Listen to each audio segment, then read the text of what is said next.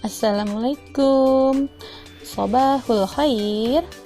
Alhamdulillah, kita masih bertemu untuk belajar tema 1. Hari ini kita belajar subtema 4 tentang hidup rukun di masyarakat, di mana terdapat 6 pembelajaran yang masing-masing terdiri dari pelajaran Bahasa Indonesia, PPKN, Matematika, SPDP, dan PJOK. Pembelajaran pertama terdapat kalimat ajakan dan kalimat penolakan, di mana ciri kalimat ajakan terdiri dari ayo, mari, dan yuk. Contoh kalimat ajakan seperti Pak Randy, ayo ke gedung pertemuan. Kemudian terdapat kalimat penolakan. Ciri kalimat penolakan yaitu maaf, tidak mau, atau terima kasih. Contoh kalimat penolakan, maaf Pak, saya tidak bisa ikut. Seperti terlihat pada gambar di samping, ayo membaca. Di situ ada percakapan antara Pak Doni dan Pak Randy. Kata Pak Doni, Pak Randy, ayo kita ke gedung pertemuan. Pak RT mengajak kita untuk rapat tentang penanganan wabah virus corona. Pak Randy bilang, maaf Pak, saya tidak bisa ikut. Saya sedang banyak tugas dari kantor. Sampaikan maaf atas ketidakhadiran saya kepada Pak RT ya Pak. Itu adalah contoh percakapan dari kalimat ajakan dan kalimat penolakan. Kemudian kita lanjut ke pelajaran matematika. Di situ terdapat soal cerita. Ibu bacakan ya. Selama setahun ini, jumlah warga laki-laki di RT Pak Randy ada 236 orang dan jumlah warga perempuan ada 187 orang. Jika ada 19 warga yang pindah, berapa jumlah warga di RT Pak Randy sekarang? Di soal cerita itu terdapat penghitungan angka ratusan dan angka puluhan. Kita lihat di situ ada angka 236 ditambah 187 dikurang 19. Cara menghitungnya yang pertama kali kita lakukan yaitu menghitung angka 236 dan 187 dulu. Kedua angka tersebut dijumlahkan, kemudian terdapat hasilnya 423. Setelah mendapatkan hasilnya, kemudian dikurangi angka 19.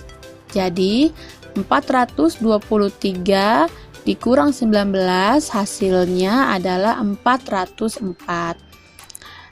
Jangan lupa dilihat satuan diletakkan dengan satuan, puluhan dengan puluhan, dan ratusan dengan ratusan.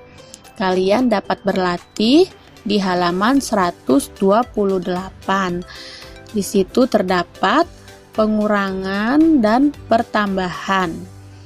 Lebih baik jika dibuat dalam hitungan susun ke bawah. Oke anak-anak, sekarang kita lanjut ke pelajaran SBDP atau Seni Budaya dan Prakarya. Di situ kita lihat terdapat gambar burung yang dibuat dari daun kering dan biji-bijian. Nah, daun kering dan biji-bijian itu merupakan bahan alam. Apa sih bahan alam? Bahan alam adalah bahan yang berasal dari alam. Jadi, jika kita ingin membuat karya hias yang terdapat bahan alamnya, kita bisa menggunakan biji-bijian seperti biji kacang hijau, biji kacang tanah, atau biji kacang kedelai. Juga kita bisa menggunakan daun kering untuk membuat karya hias. Kita lihat di halaman 129 terdapat pertanyaan. Kalian bisa lihat di situ ada gambar stik es krim, biji kacang hijau, daun kering, dan kertas. Kalian bisa menentukan apakah bahan alam dari gambar-gambar tersebut. Anak-anak, pada materi PJOK kita membahas gerakan lokomotor. Apa itu gerakan lokomotor? Yaitu gerakan berpindah tempat seperti melompat, meloncat, dan berlari. Kita lihat pada gambar terdapat anak perempuan yang sedang berpindah tempat dari nomor 1, 2, 3, 4 sampai ke 5. Nah, gambar tersebut merupakan contoh variasi gerakan lokomotor. Di awal dimulai dari berlari, kemudian anak perempuan itu mengangkat tubuhnya dan bertumpu pada 1 atau 2 kaki. Apa sih bedanya melompat dan meloncat? Kalau melompat, kita bertumpu pada 1 kaki. Sedangkan meloncat, kita bertumpu pada 2 kaki. Kalian lihat di gambar ada bagian ayo pahami dan dijawab. Kalian lihat gambar anak laki-laki tersebut melakukan gerakan lokomotor apa?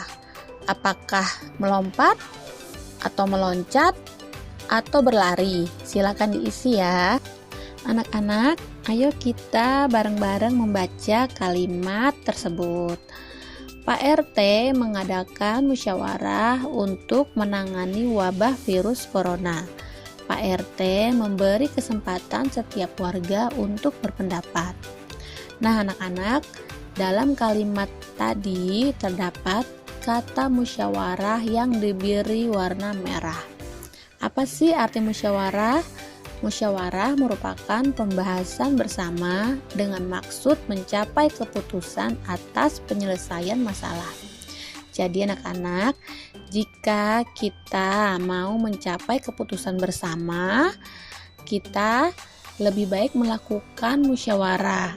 Misalnya, kalau anak-anak diberi tugas kelompok, maka akan lebih baik jika di setiap kelompok berdiskusi agar mendapat jawaban yang sama gitu ya. Dan musyawarah juga merupakan sikap pengamalan sila keempat Pancasila.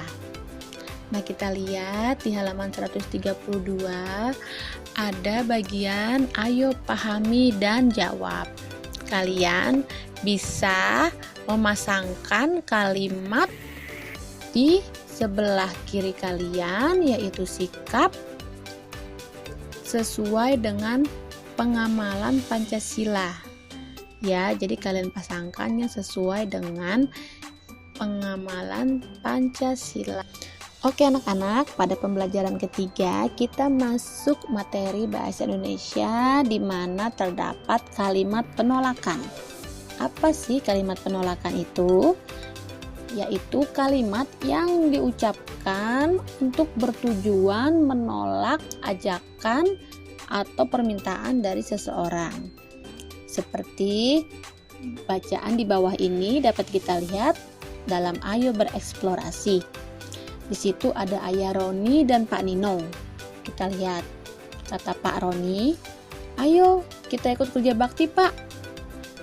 Dan Pak Nino menjawab, "Maaf Pak, saya tidak bisa ikut kali ini."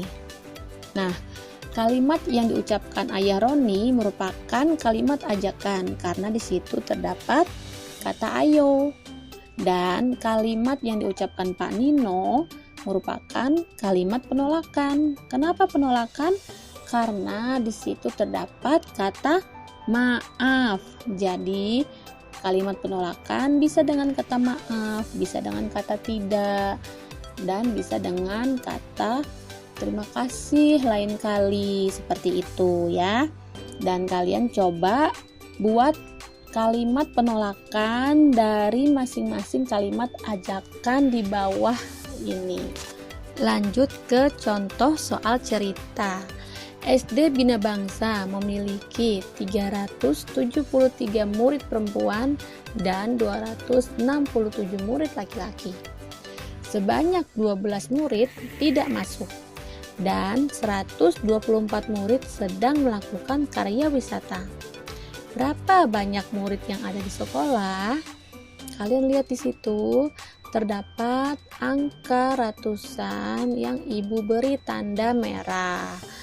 Nah, angka yang berwarna merah itu kita bisa jumlahkan terlebih dahulu karena di situ menceritakan SD Bina Bangsa memiliki 373 murid perempuan dan 267 murid laki-laki.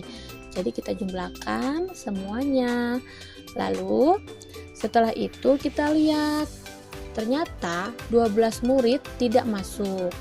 Nah, setelah kalian jumlahkan, kalian kurangi sebanyak 12 murid karena mereka tidak masuk. Lalu ada 124 murid sedang melakukan karya wisata. Artinya ada 124 murid yang tidak ada di SD Bina Bangsa. Kalian juga bisa langsung mengurangi jumlah hasil yang tadi.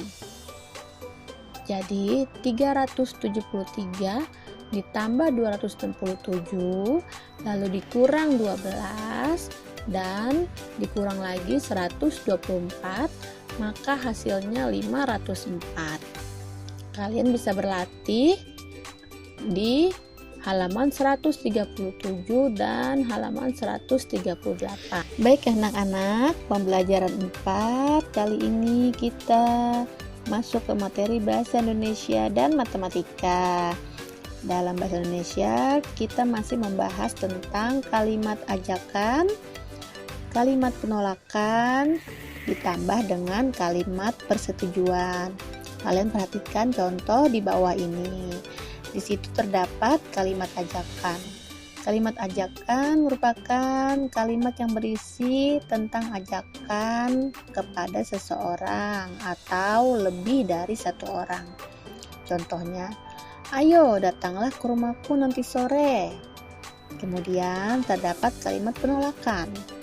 Kalimat penolakan tersebut, contohnya, maaf, aku tidak bisa, aku harus membantu ibu. Lalu, jika kalian setuju oleh kalimat ajakan, maka kalian bisa menjawab, ya nanti sore aku datang ke rumahmu. Itu perbedaan antara kalimat penolakan dan persetujuan. Kemudian kita lanjut ke halaman 143, masih tentang menghitung penjumlahan dan pengurangan pada bilangan ratusan dan puluhan. Seperti yang sudah dijelaskan pada pembelajaran 1, 2, dan 3. Kalian bisa berlatih lagi ya. Lanjut ke pembelajaran 5. Di situ masih membahas kalimat ajakan. Namun ada kalimat tanggapan dan kalimat ucapan terima kasih. Jadi, jika kita diajak oleh seseorang atau lebih, kita bisa menanggapi ajakan tersebut dengan pernyataan setuju atau tidak setuju, atau dengan kalimat ucapan terima kasih. Seperti bacaan di samping, kita bisa baca bareng-bareng ya. Di situ ada Benny dan Udin. Benny bilang, udara sangat sejuk, mari kita bermain bola di taman. Udin berkata, maaf, aku tidak bisa, kakiku sedang sakit. Lalu kata Benny, oh maaf, aku tidak tahu, mari kita bermain yang lain saja. Kata Udin, ide yang bagus, kamu teman yang baik. Lalu Benny bilang, ayo kita ajak teman-teman yang lain. Ayo, aku sangat suka, Udin bilang. Nah, dari bacaan tersebut, kita bisa lihat di situ terdapat kalimat ajakan, yaitu mari kita bermain bola di taman. Lalu ada kalimat tanggapan. Di situ Udin bilang, "Maaf, aku tidak bisa." Itu merupakan kalimat tanggapan yang menyatakan tidak setuju. Tapi Benny bilang dia mengajak bermain yang lain saja. Lalu Udin menanggapi dengan kalimat setuju, ide yang bagus. Nah, di situ juga terdapat contoh ucapan terima kasih. Hari ini cuaca sangat cerah. Benny pergi ke rumah Udin. Benny mengajak Udin berjalan-jalan. Kita lihat percakapan mereka. Kata Benny, "Hai Udin." Udin bilang, "Hai Benny, mari masuk." Lalu Benny berkata, "Terima kasih Udin, apa yang sedang kamu lakukan?" Nah, itu merupakan kalimat ajakan disisipi dengan kalimat terima kasih. Lanjut ke materi pembelajaran PPKN dan PJOK ya. Ada bacaan, dalam hidup bermasyarakat, kita harus saling tolong-menolong dan hidup rukun sesuai pengamalan sikap sila kedua Pancasila. Kalian pasti ingat kan? Sila kedua Pancasila berbunyi kemanusiaan yang adil dan beradab.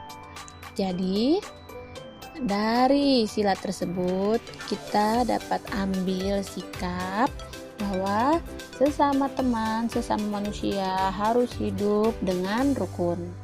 Contoh hidup rukun dengan teman dapat dilakukan dengan bermain bersama. Dan ketika bermain, terdapat permainan yang dapat melatih gerakan lokomotor. Kalian masih ingat kan apa itu gerakan lokomotor? Ya, gerakan lokomotor itu gerakan berpindah tempat, bisa dengan berlari, berlompat, atau meloncat. Kita lihat pada gambar di bawah terdapat beberapa permainan tradisional, seperti anak yang sedang bermain karet. Dia melakukan gerakan lokomotor dengan melompat. Lalu ada sekumpulan anak laki-laki yang melakukan gerakan lokomotor juga melalui permainan tradisional. Juga anak perempuan yang sedang bermain melompat melewati kotak-kotak di tanah. Jadi kalian bisa memberi nama, tentukan nama-nama permainan tradisional tersebut ya pada halaman 148. Anak-anak, kalian tahu apa itu kalimat permintaan maaf? Kalimat permintaan maaf adalah kalimat yang isinya mengungkapkan penyesalan karena telah melakukan sesuatu kesalahan. Jadi anak-anak, jika kalian misalnya berbuat salah, kalian harus berani meminta maaf ya. Nah, contoh kalimat permintaan maaf terdapat pada gambar di samping. Ibu bacakan ya. Edo dan Mutiara bermain ayunan bersama. Mutiara mengayun terlalu kencang hingga Edo terjatuh. Maafkan saya ya Edo, karena mengayun terlalu kencang sehingga kamu terjatuh. Nah, di situ Mutiara dia tahu bahwa dirinya salah mengayun terlalu kencang. Makanya Mutiara meminta maaf kepada Edo. Dan Edo pun juga memaafkannya. Nah, coba kalian bereksplorasi. Buatlah kalimat permintaan maaf dari kejadian yang ada di buku halaman 150. Lalu kalian buat percakapan yang berisi tentang permintaan maaf di buku latihan ya. Oke anak-anak, pada materi matematika kita masih menghitung penjumlahan dan pengurangan pada angka ratusan. Nah, kita lihat di sini terdapat contoh soal ya. Ayo kita membaca. Perhatikan contoh berikut. Seorang petani memanen sebanyak 562 buah jagung. Kemudian datang seorang pembeli membeli 485 jagung. Keesokannya petani itu memanen lagi jagungnya dan mendapatkan 378 buah. Nah, berapa banyak jagung yang dimiliki petani itu sekarang? Kalian bisa menghitung menggunakan cara bersusun pendek seperti yang kalian lihat di samping. Pertama, kalian hitung dulu angka 562 dikurang 485. Kenapa? Karena saat petani memanen sebanyak 562 buah, kemudian ada orang yang membeli sebanyak 485 jagung, berarti kan berkurang ya. Caranya, pertama kalian susun ke bawah, lalu kalian kurangkan satuan dulu ya, yang paling belakang. Satuannya itu kan ada angka 2 dan 5. Karena angka 2 kurang dari 5, maka kalian bisa pinjam ke angka yang di depannya. Kalian pinjam 1 ya. Berarti angka 2 pada satuan berubah menjadi angka 12. Nah, kalian kurangi angka 12 dikurang 5, yaitu 7. Lalu setelah satuan kalian kurangkan puluhan. Karena angka 6 sudah dipinjam oleh angka 2, maka 6 dicoret dan kalian tulis menjadi 5. Karena 5 kurang dari 8, maka kalian bisa pinjam lagi di angka yang depan, ke angka yang ratusan. Lalu angka 5 berubah menjadi angka 15. Nah, 15 dikurang 8 adalah 7. Kemudian kalian kurangkan ratusannya. Nah, angka ratusannya terdapat angka 4 dikurang 4. 4 dikurang 4 itu 0 atau habis. Jadi yang kalian tulis hanya angka 77 saja ya. Nah, setelah itu kemudian kalian lihat soal ceritanya. Petani itu memanen lagi jagungnya dan mendapatkan 378 buah. Nah, berarti dia bertambah lagi jagungnya. Lalu angka 378 kalian tambah dengan angka 77, hasil yang tadi kalian hitung di awal ya. Nah, bagaimana penjumlahannya? Kalian pertama jumlahkan dulu satuannya, yang paling akhir 8 ditambah 7 sama dengan 15. Lalu kalian tulis 5 di bawah dan simpan 1 di atas. Lalu kalian jumlahkan puluhan, 1 ditambah 7 ditambah 7 sama dengan 15. Kalian tulis 5 di bawah, lalu simpan lagi 1 di atas angka 3.